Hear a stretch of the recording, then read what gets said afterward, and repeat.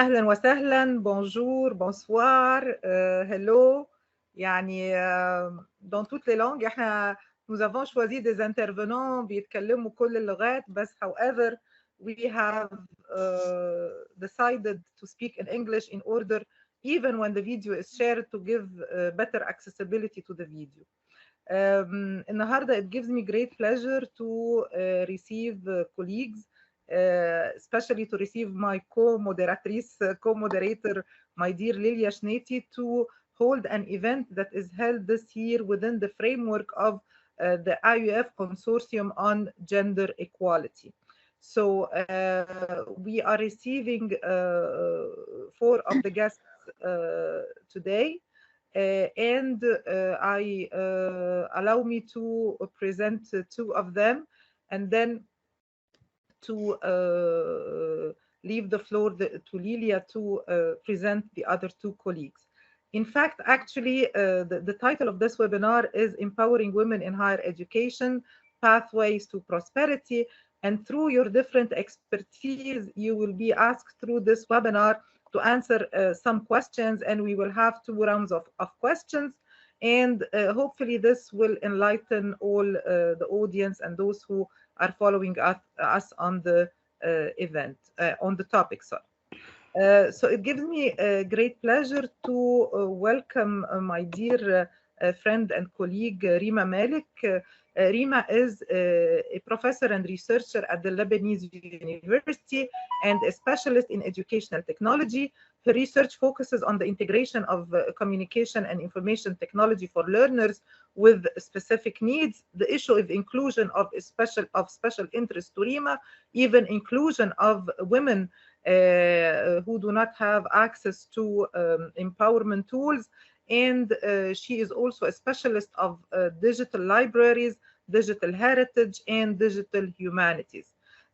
Rima is a certified IUF trainer and an expert in the Centre interdisciplinaire de recherche normand en éducation et formation, le CIRNEF en France.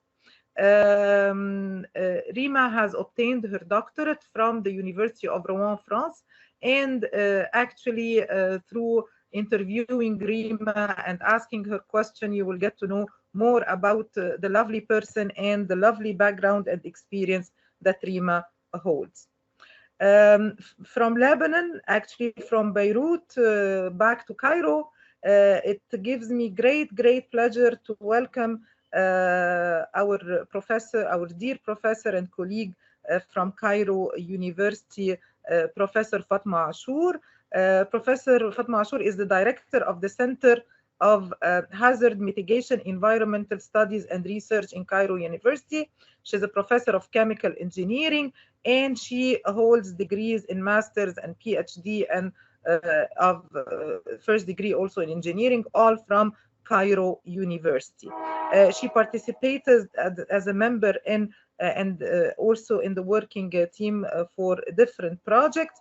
Some of them touch on gender equality. She's the member of the Réseau Méditerranéen des Écoles d'Ingénieurs et de Management, which actually groups schools of engineering and business.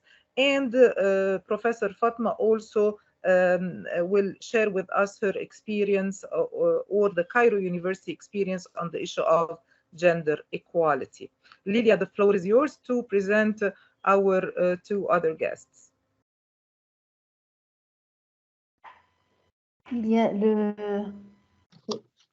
So good evening, my dear colleagues and friends. Thank you very much, my dear friend and colleague Ada, for giving me this opportunity to moderate with you this webinar. Let me first introduce myself. I'm Lilia Shneti Belqadi. I'm associate professor with HDR at SOS University, and I'm coordinator of the Pedagogical Innovation and Digital Learning Unit at my university.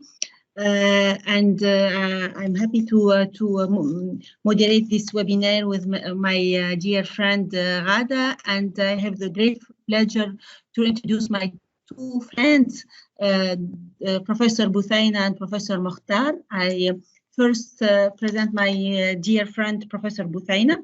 So Professor Buthaina is for me our expert in gender aspects at SUS University. She is a professor in the Faculty of Arts and Human Sciences of SUS University. She is coordinator in the University of SUS of Project Erasmus Gender Studies Curriculum, a step for democracy and peace in EU neighboring countries with different traditions. She is also coordinator of a master on gender at the Political Sciences and Humanities faculty, and she is member of the platform related to gender resistance and social innovation in the Euro-Mediterranean space in situation of crisis. She is member of the project Kautar, which is a project on the violence in the university, violence against women and girls, and together with NGOs in Tunisia and Morocco. And she's a coordinator of the gender unit in SUS University. Welcome, my dear friend Buthaina.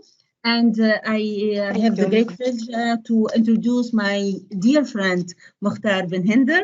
Mokhtar is a professor of information and communication sciences at Manouba University in Tunisia since 2005. He's on secondment to Bordeaux Montaigne University in France. He's also a member of the UNESCO chair at the University of Paris 8 and member of Orbicom network of UNESCO chairs in communication. He's expert for more than 2 decades with the Agency of Francophone Universities for training programs related to information and communication technologies and e-learning. He's also expert of the International Organization for Standardization, ISO, since 2004, where he coordinates since 2009 a working group of Subcommittee 36 responsible for standardization of e-learning technologies. Welcome, my dear friend Mokhtar, and I hope that through this webinar we will have the chance to discover your projects related to gender, and we will promote the importance of this subject in our universities. Ghada, the floor is yours. Thank you, Lilia. Thank you very much. Actually, my first question goes to Dr. Rima Malik. Rima, I would like you to share with us, in your opinion, the main challenges regarding the inclusion and the specifically actually women inclusion, because the word inclusion might be broad. And when I speak of women inclusion, I speak of inclusion of women in the broad sense in different disciplines in the university and in at different hierarchical levels. So can you share with us your opinion on the topic? Sure. First of all, thank you for having me. And being among all colleagues is very happy for me to share this experience. First of all, I want to say that the word inclusion and women inclusion in the university seem to be a myth, which is could not be realized or is not a huge problem. Yet, when we start to open our eyes, to count, to reflect, we see that there is a huge problem, which means we are used to having those structures, more males than females in few disciplines, more females than males in others, and things are going smoothly because we are used so. But when we work with the IEF, we start to open our eyes and to count. And when we start to count, we see that the balance is not balanced. Thus, a strategic plan. If we do not have one, things will continue to be the same as now and could be worse. Why it's important to have a balance? Because we do have different points of views concerning one specific thing. And this diversity gives a rich ground for the students and for us. We are not supposed to eliminate it and to stick to what the trend is going. With my colleagues, male and educational technology, I collaborate very well. And I know that they have different challenges than me. Thus, having them and having me enrich the ground and help us overcome many difficulties. Being us alone or them alone is totally different. So the main problem is to open our eyes, to start to count, and to make things really balanced.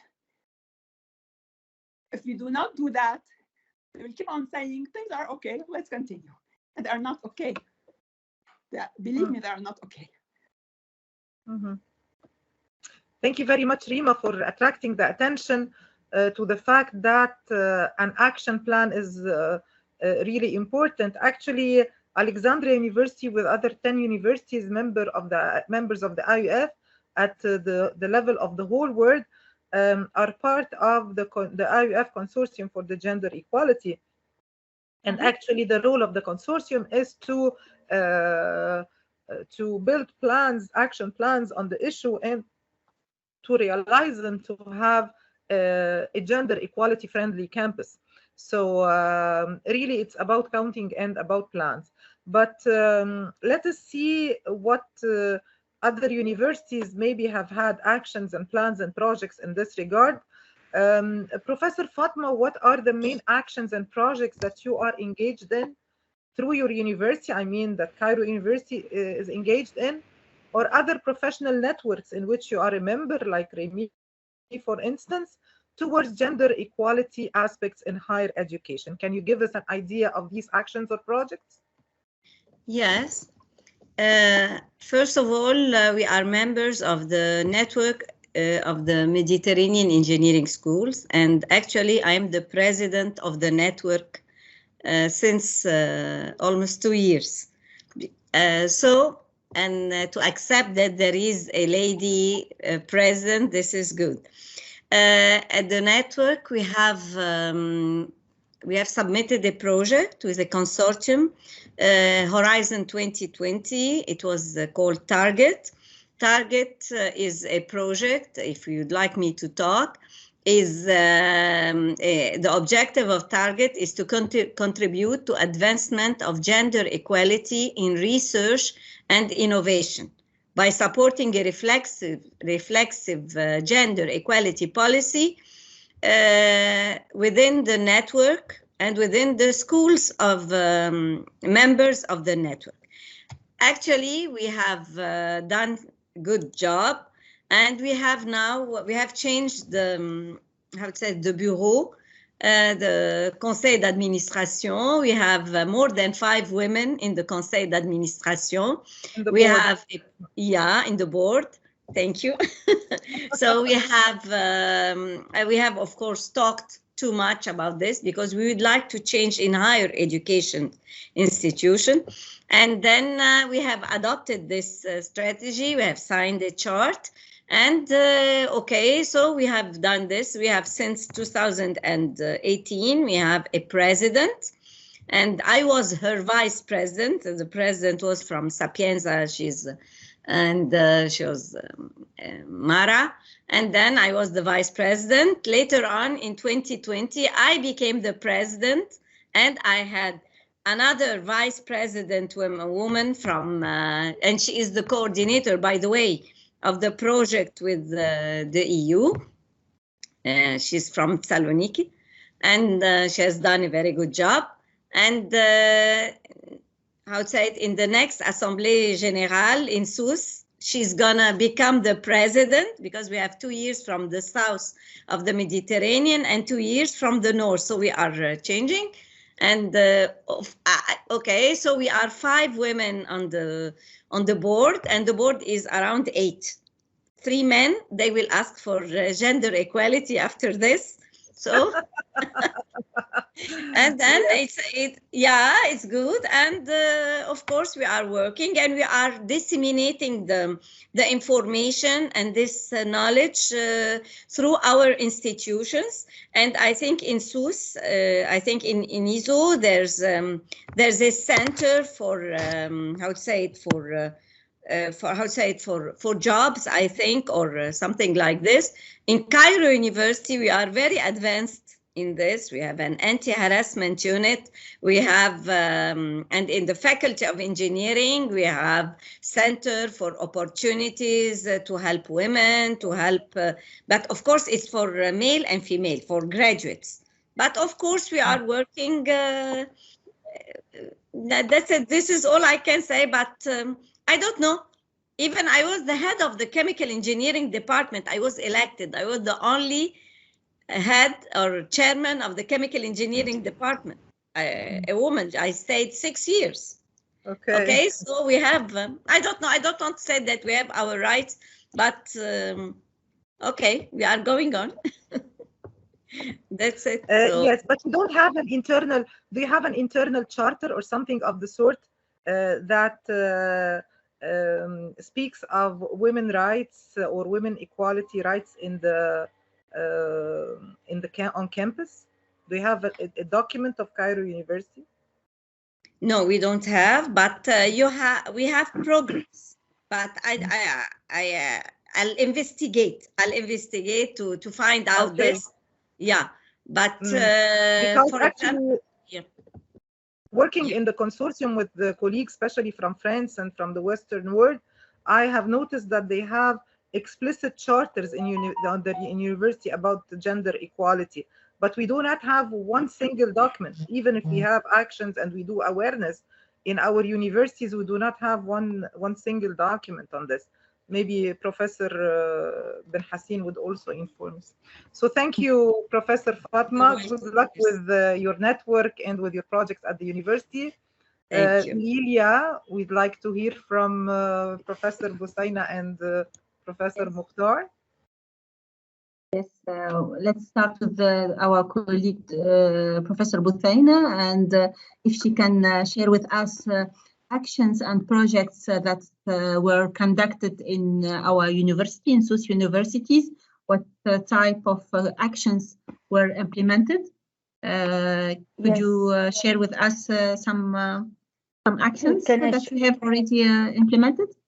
Yes, I share my screen. Yes. You can, Professor Busaina, you are a presenter. You can share your screen. Yes.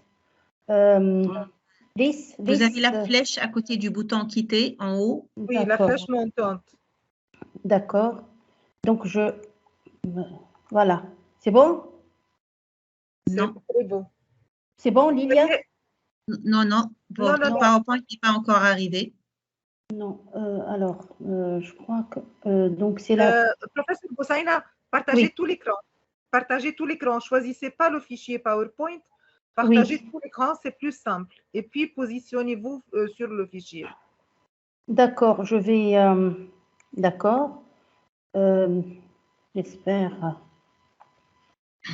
Donc, ça, je ne sais pas si... C'est pas encore arrivé, Lilia? C'est pas encore arrivé. Je vais essayer, si vous voulez, de mon côté, de le partager. Vous voulez? D'accord. Oui, d'accord, Lilia, parce que je suis maladroite. Non, pas du tout. Vous me dites jusqu'à quel transparent je dois... Donc, vous me dites de faire... D'accord, une petite seconde. Alors c'est jusqu'à le transparent 6. Très bien. OK, une seconde.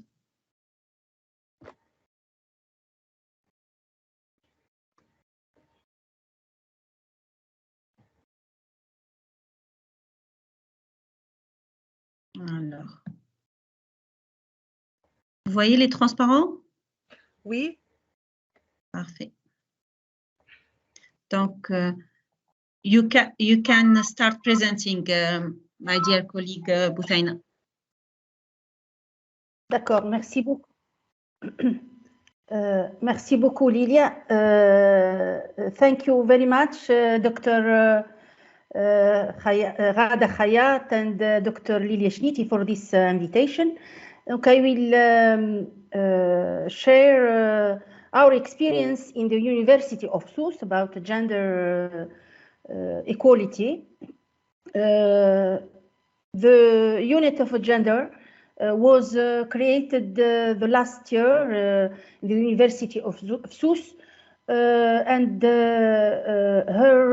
its principal goal is to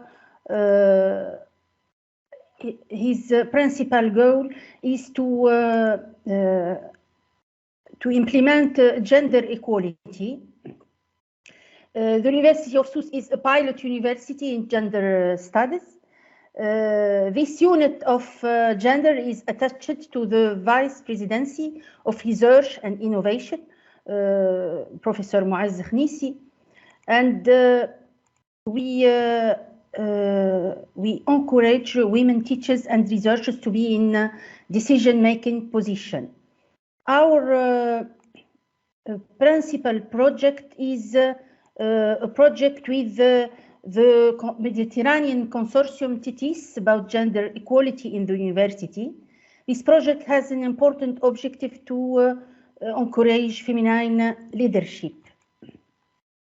We have also a second next project in the Tunisian Association of Gender Studies. I'm the president of this NGO.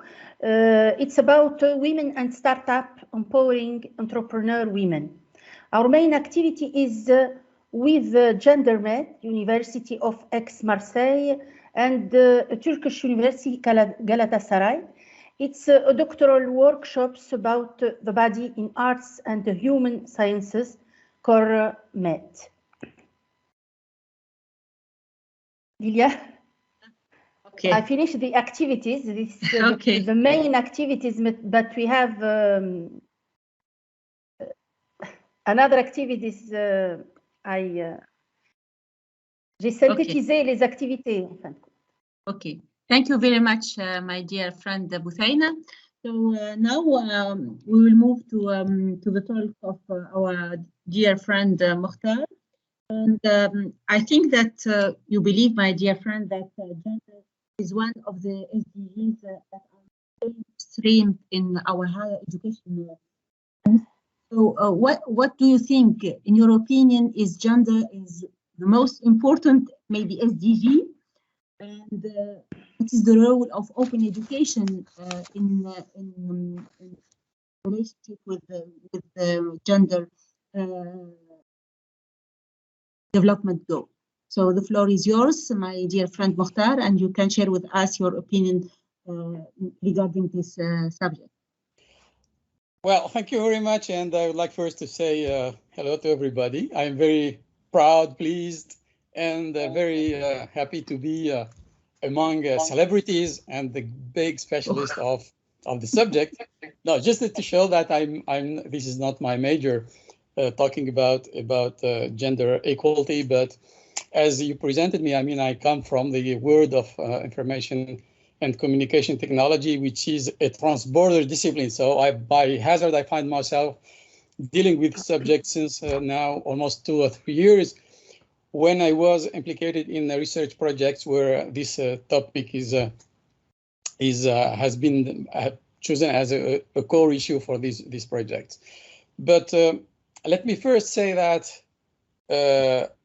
well, I'm trying to answer a question, but at the same time, I'm trying to express my own perception and my own opinions.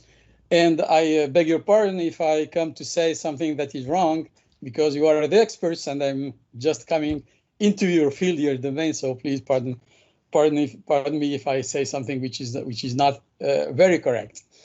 Well, when dealing with the sustainable development goals in general, my own perception is that when I started hearing about this concept, at a certain moment for me, it appears as if it was mainly, and for a long time, it was an issue of environment, of energy, and all the literature and the reports mainly focus on that. That means that when we talk about sustainable development, this brings us to energy, to environment, and so on. And since 2015, when the United Nations produced and published the 17 points of the Sustainable Development Goals, we start to hear about other issues and other topics, among which education, the 4th one, and gender, the 5th one, and many other subjects, I mean, which were not as much covered as environment or as security or as energy and pollution and everything of that. So when it comes up to education and to gender equality, in fact, this is for me something new, because it was less covered by media, by research, and so on. But it starts from that moment to be highlighted and focused as a major topic that concerned essentially, I mean, the gender equality, essentially it was concerning at the beginning, according to my own understanding, a basic and elementary school, because we start from the idea that gender equality is something that has to be educated and given to children. They grow up with this concept, and it was a bit, I'm not going to say nonsense, but at university for students, teaching them, I mean, gender equality as is, it's a bit late. But now it appears that it is not. And the gender equality for a long time, for me, at university, it was much more an issue of a market model of higher education institution. And it is related to hiring, to salary, income differences between female and male. And it is dealt with as, under the concept, it is called the gender pay gap. That means that there are a lot of studies talking about the discrimination in higher education, how in higher education, female teachers are paid less than male teachers. And this was something concerning this kind of aspect of gender equality. And well, there was another aspect. I made some small research and I observed that concerning the gender equality, it was also proposed and evoked through what it is called the STEM gap. The STEM gap, that means that STEM is science, technology, engineering, and math. And in these scientific disciplines, there are much more males than female. And this is something that it was explained and discussed throughout research to say that there is a problem here. There is a gender problem of equality, because in these STEM disciplines, there are a majority of men. And why not? What's the phenomena, and it should be studied. But from a certain moment, there is a new subject which start to emerge. And for myself, I think it is a continuum from primary and basic schools, which is concerning gender equality as a teaching topic in the curriculum. How in the university you can teach this concept, which is at the beginning something which, well, it's not considered as something that is important, because they are more or less elder people who do not need this kind of teaching, because almost they are already trained or educated to this kind of behavior. So today, gender in the curriculum starts to be something present in the university, although it is at its beginning, because I made a small investigation. I'm preparing for the research project that I'm going to talk about, that in our university, for example, sustainable development goals are essentially concentrated on environment. We have even a department for sustainable development goals in university, but it is only concentrated on environment, energy, and so on. And that means that the fact that gender equality is not yet something considered as a curriculum object that should be inserted in the curriculum and taught in the classroom. And I consider, that there is a shift in this respect. And universities start to be, as basic and elementary schools, to be concentrated and be interested in this subject. And we see several experiences and examples in this respect. And I just mentioned three experiences, just to be short and not to be very long in my presentation. In 2017, there was a network which was created, Sustainable Development Solution Network, which is an initiative from Australia and New Zealand with the cooperation of the United Nations to create this network and to start to describe or to write down some guidelines for university how to deal with gender equality in education. And there are two very interesting and important reports. The first was published in 2017, entitled Getting Started with the SDGs in Universities, and it was updated in 2020, entitled Accelerating Education for the SDGs in University. These are very interesting guidelines that detail the way how and give recommendations for universities how to implement curriculum in gender equality in their curricula. The second experience, I'm very quickly, the following, I mean, this tendency, I mentioned the experience of IUF, which is, I mean, something that an institution that we work a lot with it, and it is worldwide known for its almost more than 1,000 university membership. Recently, in 2021, it created an international consortium for gender equality on campus. So that means the subject starts to be something strategic for IUF, and there was a consortium with the cooperation of UN Women. It was created, I mean, on behalf of French-speaking university members of IUF. And of course, this is subscribed in the new strategy of IUF, and certainly it will have some very interesting impacts and consequences. And the other example I am talking about is the project that with Rada and Lilia we are started this year.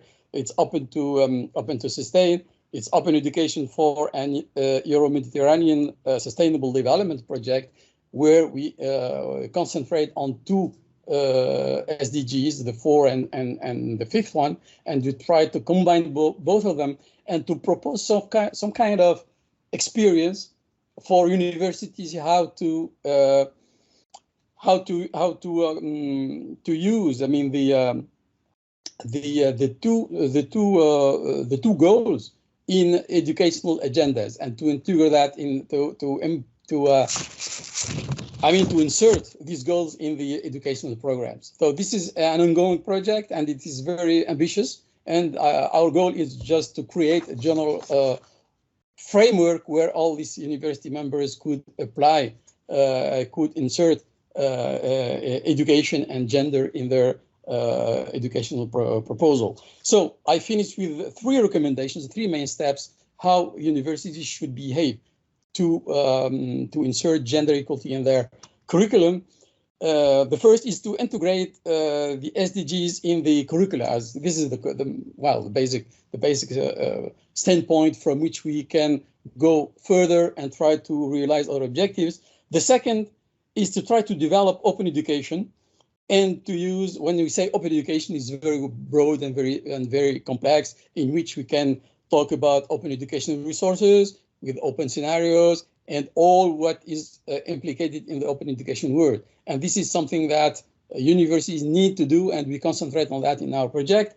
And of course, the third point is to develop on developing competencies for employment. This is a kind of perspective for the future market for students, where they graduate, they have competencies that will help them to find out jobs in the market, which will be very well marked by the sustainable development goals in the future.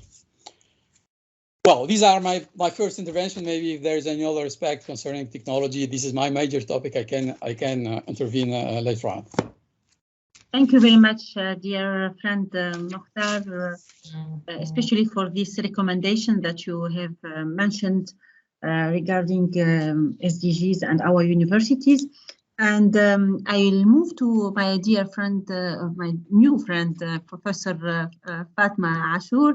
And I'd like to ask you what type of difficulties you faced in implementing actions related to gender in your universities.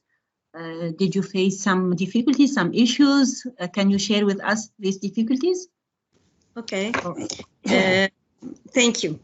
First of all, the difficulties we have met were in the mines, because in Egypt, if I'm going to talk about Egypt or Cairo University, by law, we have the same salary, the same for men or women. We don't have problems. We have, because by law, since we are occupying the same position, we have the same salary. But in mines, he thinks always that I am less. Some of the professors or the colleagues thinks this. So if you are talking about anything, if I'm going to teach them how to work on gender, We have to teach them respect and rights. So once we have this respect and rights, we will face no problems.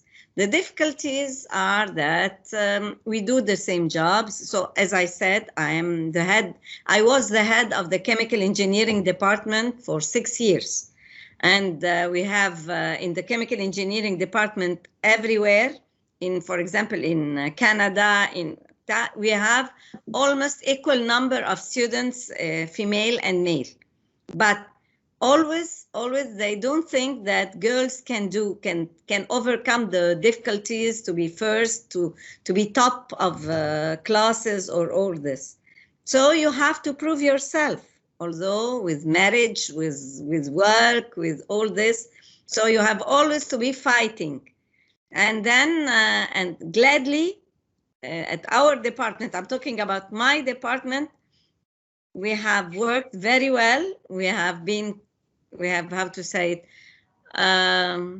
because, for example, the policy of Cairo University is to empower women.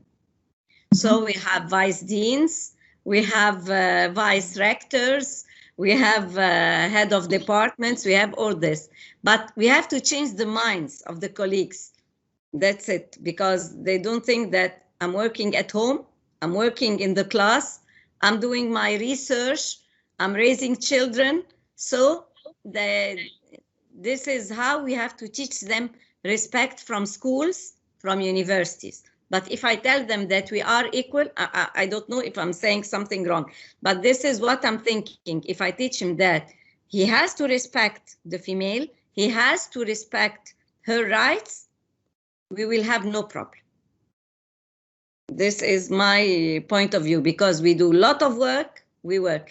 Also, we have to empower the girls, and this is what we are doing now in Cairo University. We are helping them to be startups. We're helping them to have, how to say it, to change to realize their graduation projects, because in the chemical engineering, it can be industrial later on. So we are helping them to find their ways, since they'll be, how to say it, and this is what we are doing. We are empowering them, we are helping them, we are giving them opportunities to, how to say it, to do the capacity building, and then we are leaving them to fight their own way. So this is what we are doing.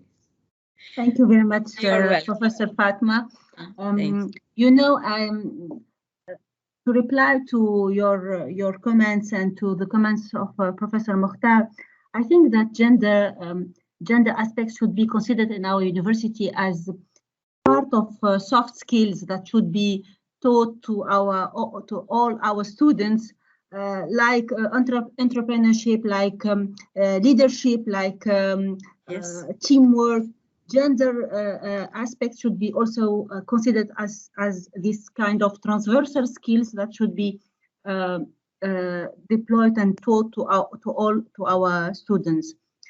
So yes. I'd like to move now to my dear friend Rima, and I know that she is very active in technology, enhanced learning, and digital technologies.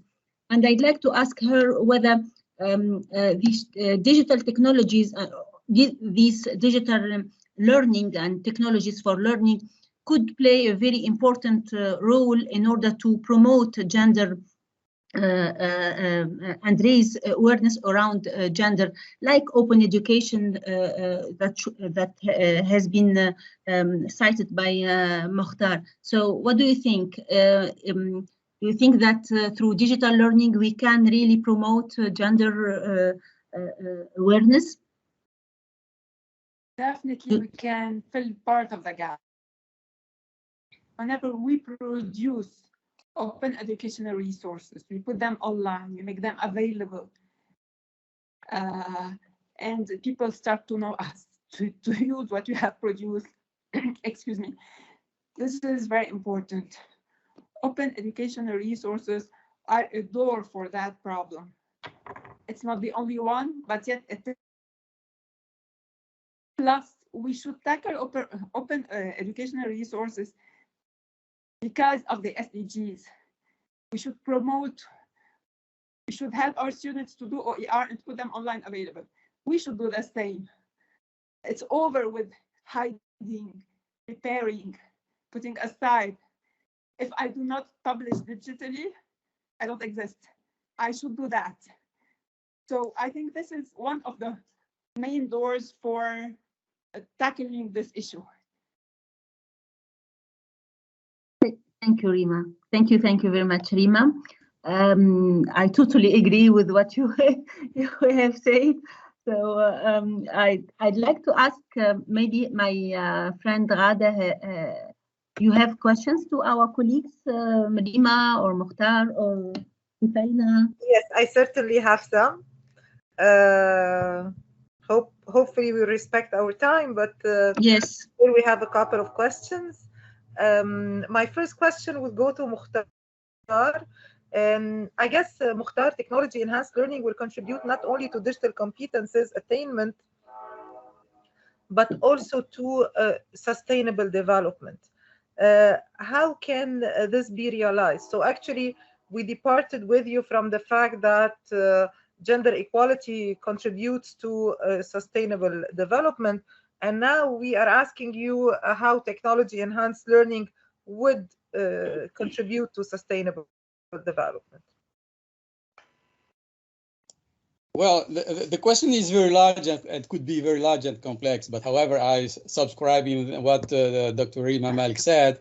And I just say that ICT is very, today is considered as a trigger for different sectors and domains where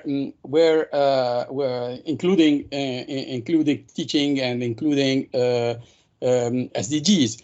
I mean, the essential challenge for me, well, I'm not going back on the importance of ICT or the added value of that using in education and so on. I think everybody knows that. But what is essential, according to my point of view, is that to consider ICT not an objective in itself, but just a tools or a means to attain other objectives. And these objectives can't be obtained if we do not think about changing the general framework and landscape of education.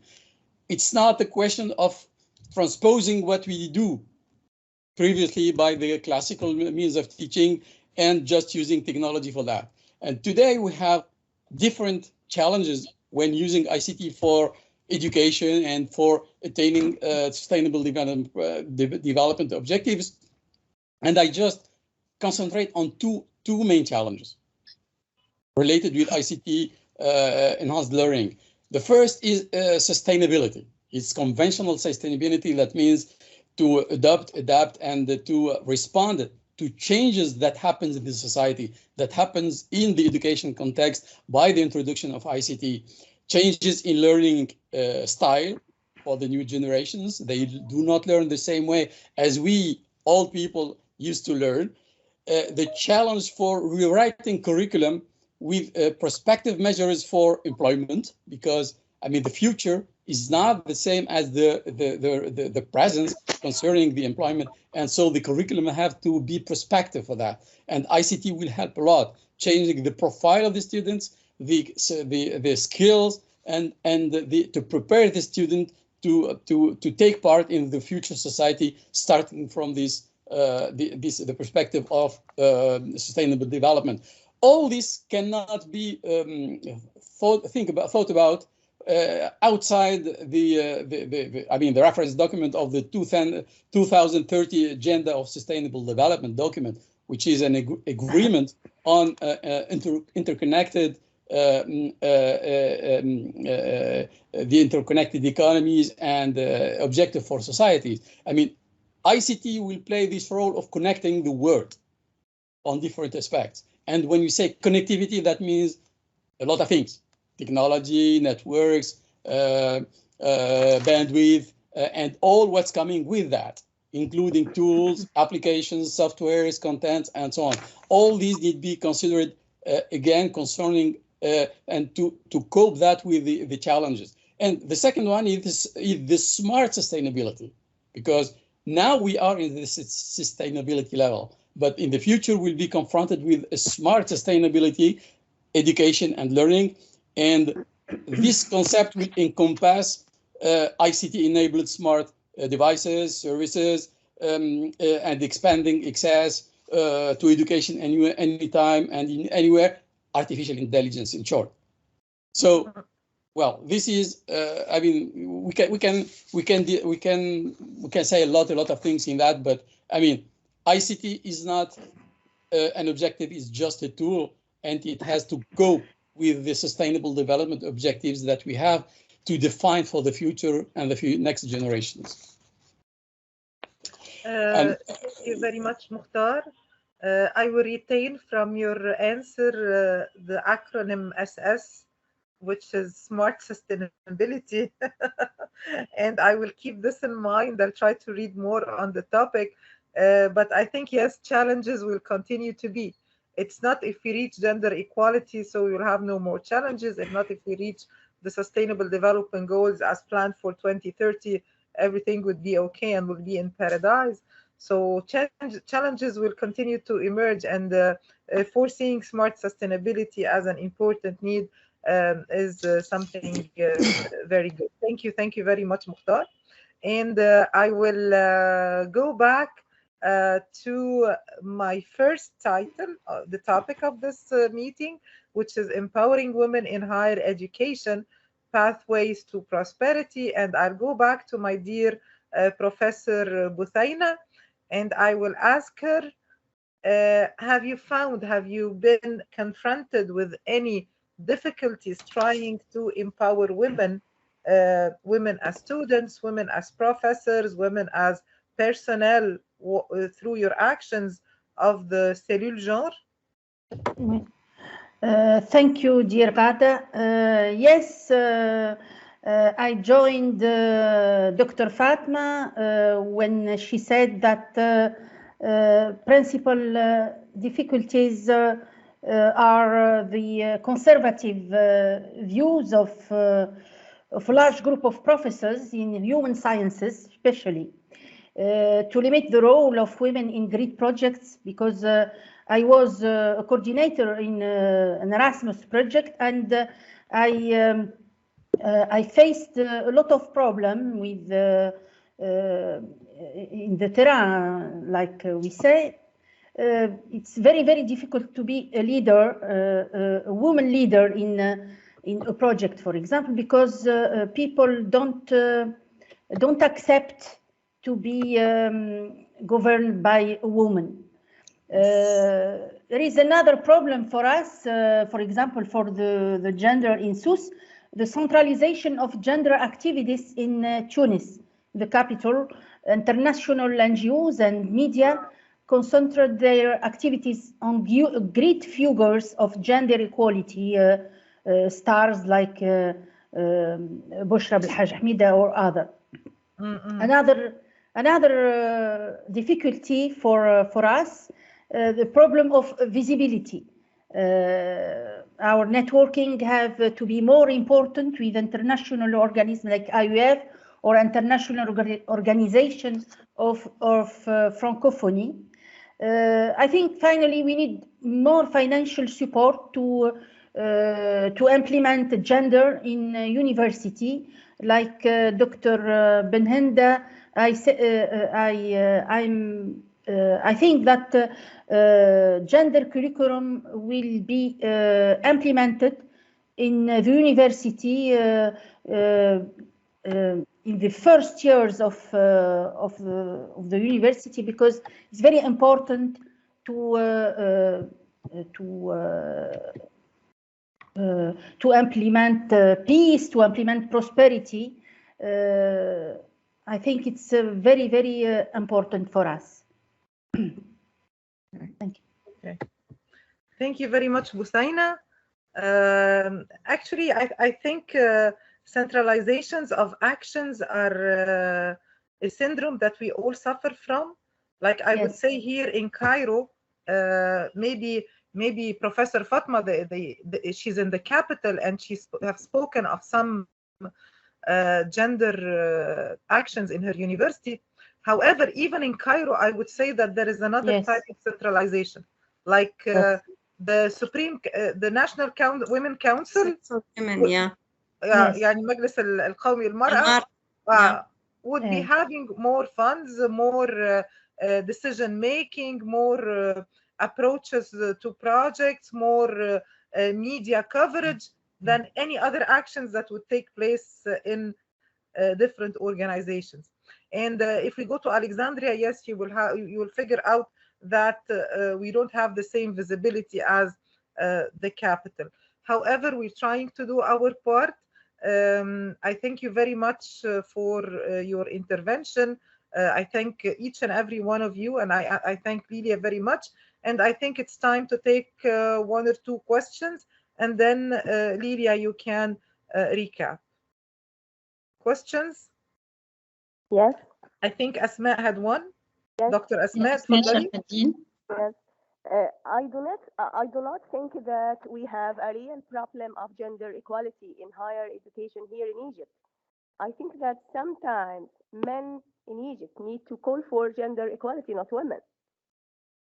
Also, women teachers and researchers are already involved in decision-making positions. We do not need to teach our students topics related to gender equality because this concept is already deeply rooted. And women have proven that they are very efficient in all fields. So I totally disagree with you. Can you just introduce yourself, Dr. Asma? From which university do you come from, or from which faculty? I'm working on one of the private universities in Egypt. Okay, so you are in a private university. Well, actually, numbers may speak of this. So if I just tell you count, just check the website of or the Facebook of the Ministry of Higher Education, and look to those who are making decisions in higher education. You will find that the Supreme Council of Universities, headed by His Excellency the Minister, does not have one only woman at this level that represents a university. Okay, so there is no one single university president woman in Egypt. I don't want to just make mistakes. Maybe Dr. Reem Bahgat in the Egyptian Informatics University is one now, but just if you go to the public universities and check the council, you will find absolutely no woman. If you go to faculties of engineering and faculties of medicine and you check the percentages, you will find minimal representation. So it comes naturally when there is no men competition, because sometimes they do resign, they leave positions in university because they are not that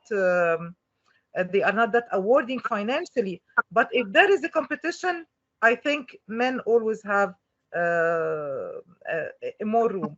There are different hands, Professor Abdelaziz, Negm, but Professor Ashur wanted to answer first. Yes, this is what I like. Thank you. Thank you. Yeah, I'm trying to answer. You're welcome. Thank you for allowing me to answer, because Dr. Asma, I would like to clarify something. In proctoring, if you have a baby, you cannot leave the baby, and if you have exams, so you have to stay with your baby. They won't allow you to change the time.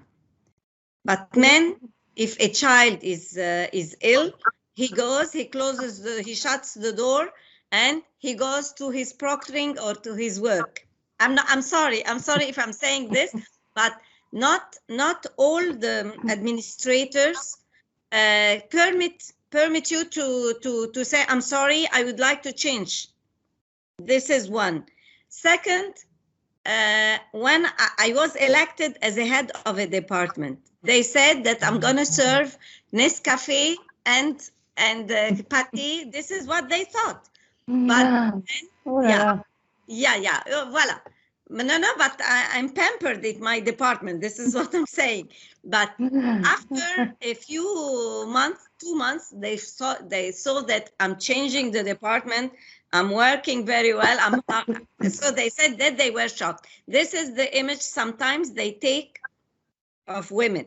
Although they know that we are colleagues, we are everything, sometimes they don't accept. But when I wanted to finish my 2 mandates, I had 2 mandates.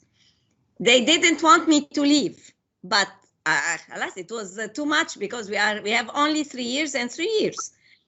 But they have to how to say it, to accept you first. You have to prove that you are serious, that you are a hard worker, and that you are doing all this, so they will accept you. But although we are, as she has said, we are okay, we have our rights. Even in Alexandria, you had the president of the university. In Cairo University, we don't have. We have a vice president. We had a vice president. We did not.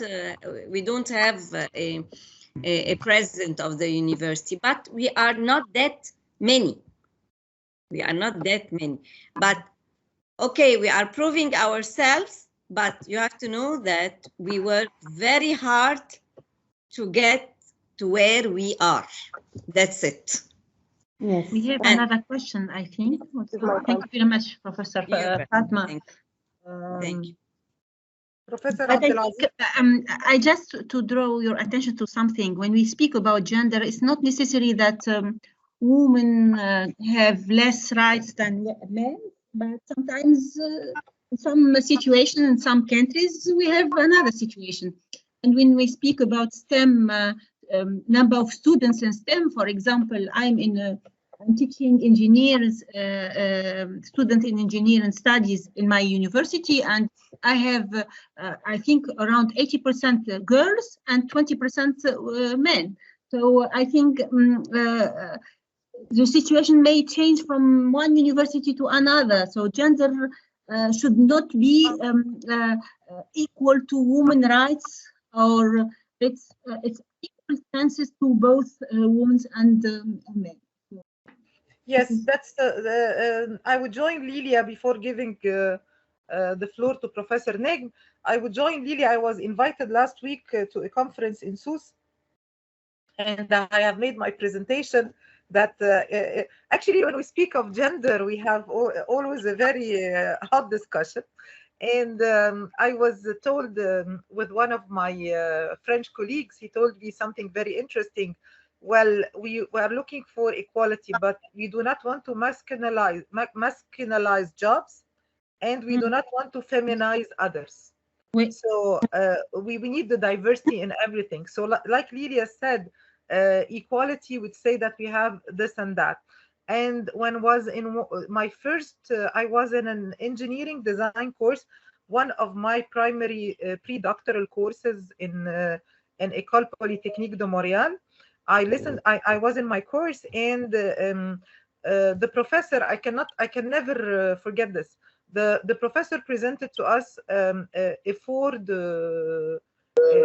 vehicle that won the design award in some of some organization. And when they analyzed why this vehicle had won the award, they figured out that it was mainly because of the diversity of the team of the designers, including women, who thought of all family needs of the vehicle, for children, for pets, for everything. And finally, the group of engineers could come with a very innovative design. So it's as Lilia says, diversity, having both, not only one. We are complementary for sure. Professor Abdelazim Negm, it's our great pleasure to have our dear Professor Negm from Zagazig University. تفضل يا دكتور، حضرتك كنت رافع ايدك. منور. Yes. Thank you so much for this interesting meeting and discussions. I believe that the woman, especially the Arab woman and particularly the Egyptian woman, they are hard workers. They are doing many workers that men cannot do actually. The problem is not in the woman. The problem is in the man. Because I think and I believe that empowering the woman cannot be achieved without the support of the man. If you agree with this, I will appreciate you, because this is the fact. Because in most of the leadership position, starting from the president of the country until the family leader. They are all male. So without support of the male, we cannot actually reach to the what we said quality of the genders and giving the power to the woman to enable her to have position similar to the man. This is my belief. I don't know whether you agree with me or not. I don't agree. have, but this is. We all agree. But this, We I all think agree, and then we will, yes, we will reach out to you for some activities on gender equality. Thank you, Professor Nigm. Thank you. That was very interesting. Okay, would other colleagues like to intervene? Other hands raised? I think Dr. Asma, this is from the very beginning. Mukhtar, اتفضل. Yes, I forgot to mention a very interesting experience that is conducted currently at level of OEF and IFF with Dr. Mona Larousi. I think many of you know her. So we are dealing with a project, very interesting project that encompasses two kinds of activities. From one side is producing some educational contents concerning the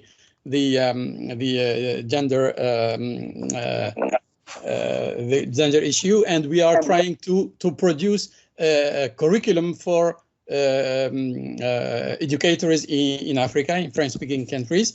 And the second aspect is producing open education resources that should sustain any initiative of education concerning the sustainable development objectives, essentially oriented to objective 5. So this is a very, I can consider this is a very unique experience, in the meaning that it covers two aspects: the educational process, but also producing the material for the educational process itself. And this is a very ambitious project. We are going into this project, and in few moments we had unofficial contacts with UNESCO to enlarge this experience to other countries in Africa concerning the school books for primary and basic schools, and where this issue will be very, very highlighted. So on the terrain, as you said, on the field, I mean, there are very concrete operations that are conducted by many institutions like IFF, like IFF, like in collaboration with the UNESCO and the United Nations. That means that there are really very interesting issues that are conducted somewhere. Thank you. Thank you, Mukhtar. I think that's it for the questions. Allow me to say one final word from my side before giving the floor to Lilia to conclude. In fact, since myself, Lilia, and Mukhtar, and I guess also Professor Buthaina and Professor Fatma have a lot been involved in educational development projects and pedagogical innovation projects, since you have a background in Erasmus projects. I think one of the very interesting things that I have, and also thank you to SUS University and to Lilia, because I have done this homework based on an invitation from SUS, where I have had my intervention last week. I have read, not actually, we will not teach ODD 5 or Sustainable Development Goal number 5 in the university, like Mukhtar said. Maybe this is too late. But we can adopt, and we have practices that we call gender equality pedagogy or pédagogie égalitaire. And in this, actually, without just saying men and women, just if you do chemical engineering or chemistry, give an example of Marie Curie. And if you do group projects, just form the group so that we have a good representation of gender, and that we have leadership of girls sometimes, because if she learns to be a leader in class, chances are she will continue to love to do so later on. And then by the method and not by the content, we may realize some achievements in this regard at the university level. So I thank you all for this very interesting meeting, and thanks to my dear co-moderator Lilia, that I leave the floor to conclude now. Thank you very much. Thank you very much, dear friend Ghada, and thank you very much to all my colleagues for their great interventions and talks. And I'd like to say that gender equality, in 2 sentences, that gender equality and women empowerment should be an integral part of the 17th SDGs. So when we speak about gender equality, so it should be part of all these goals in order to achieve a kind of equal chances to all actors, and in order to guarantee that we have a good shared environment where we can live and where we can actually work and so on. So I thank you very much, my dear colleagues, for all your ideas, and for sharing with us your projects and your the activities that you have conducted in your universities. We think all that ICT, digital learning technology will play an important role in order to guarantee this gender equality in our universities, and we all have to work together in order to promote this important subject in our universities. Thank you very much. It was a great pleasure to discuss with you, and we hope that we can work together in the future projects related to this topic. Thank you. Thank you very much. Thank you. Thank you. Thank you very much.